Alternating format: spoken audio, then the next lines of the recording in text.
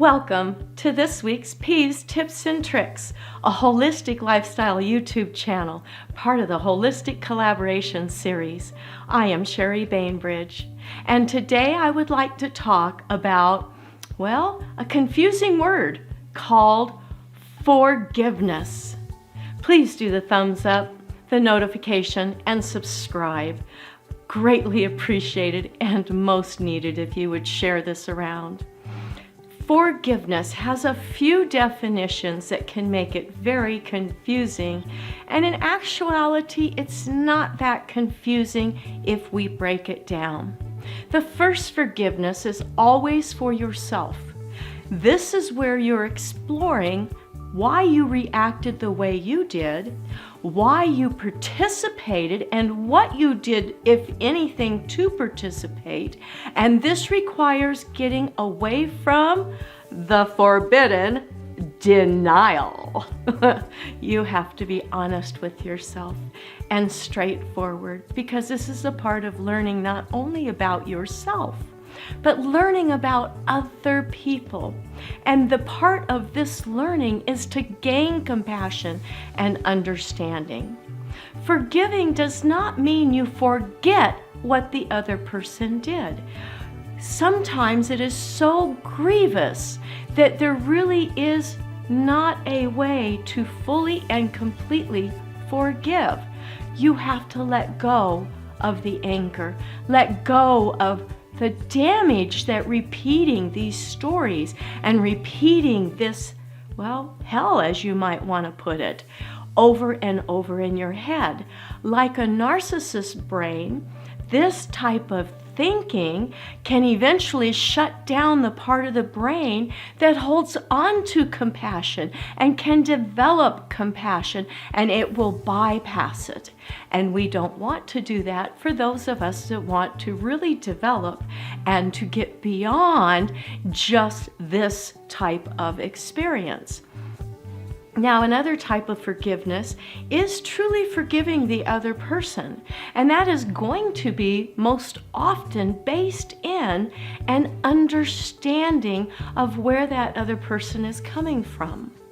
The goal is to step up to the experience, learn from the experience so you can move on. And sometimes this is just as basic as learning specific personality types, learning how to recognize some of the hidden and difficult to see clues about personalities that just are not in the same thought form that you might be.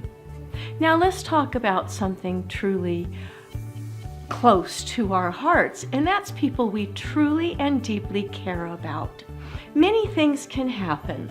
A simple defaming of a person, a bad mouthing of a person can alter how other people feel about that person, even when that person was innocent of what they've been accused of. So how do you deal with that love-hate situation that's going on, because you truly may care about the person and you want them to care about you? Well, here's a thought. This life, beep, oh, that's it, beep. In all of eternity, prior and after, that is our life. It is that small, that tiny. So in the whole scope of things, really, how huge is this misunderstanding going? Now, I get sometimes people have to let go of other people in their family, and they're right about it and sometimes wrong about it.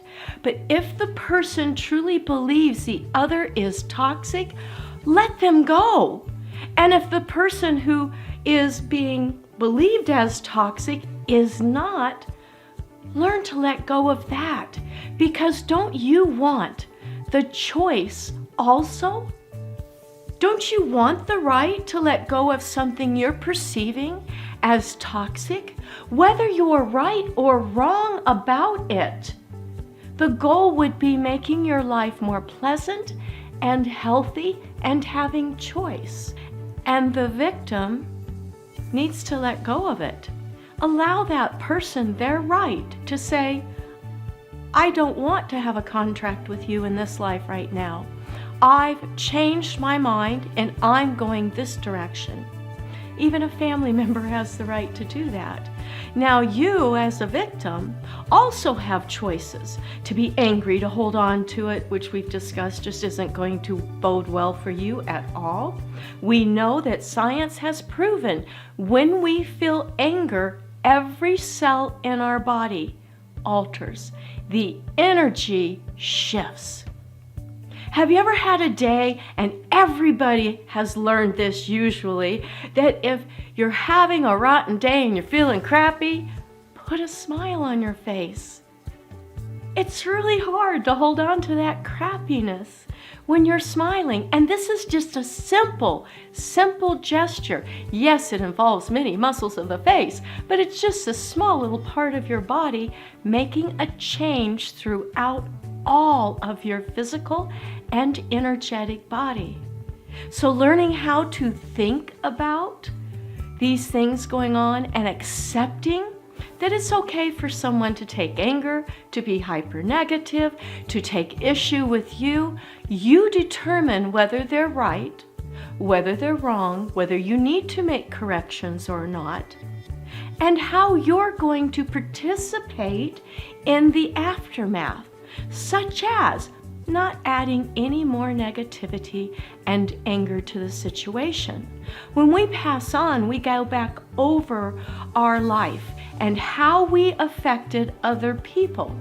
And it is that experience of going through and feeling the emotional trauma that we've put these people through. And I'm a believer that somehow we have the right to know the other perspective so that we aren't totally wiping ourselves out with how this other person has chosen to think. Now, I don't want to add, and you shouldn't want to add to any of that negativity. That frees the victim completely from this. Is it sad? Yes. Can it hurt? Yes, but it's coming from the victim's thinking. Can it hurt the other person? Absolutely. So don't participate. Let go of it. It's okay. Eternity is a long time.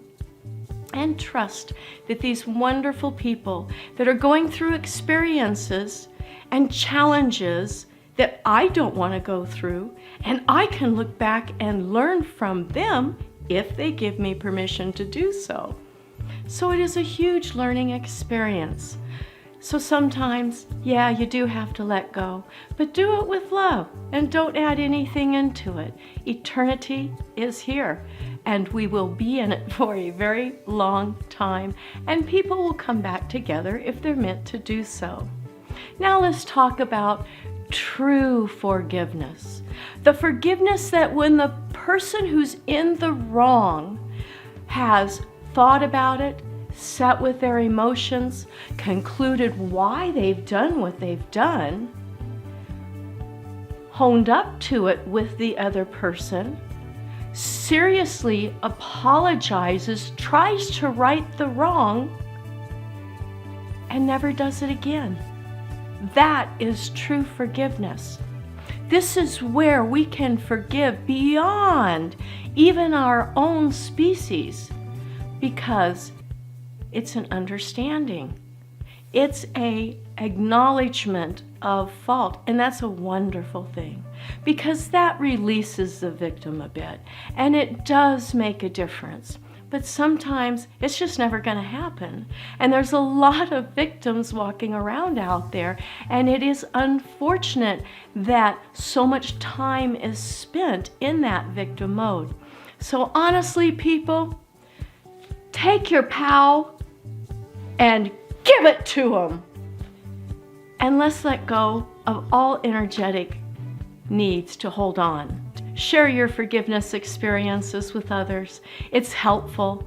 And learn how to better yourself when you feel the feeling of offense.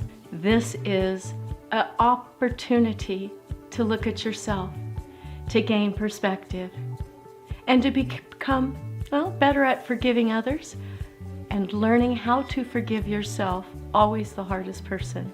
Have a wonderful week. Thank you so much for joining me. You're all so greatly appreciated. Divine love. See you next week.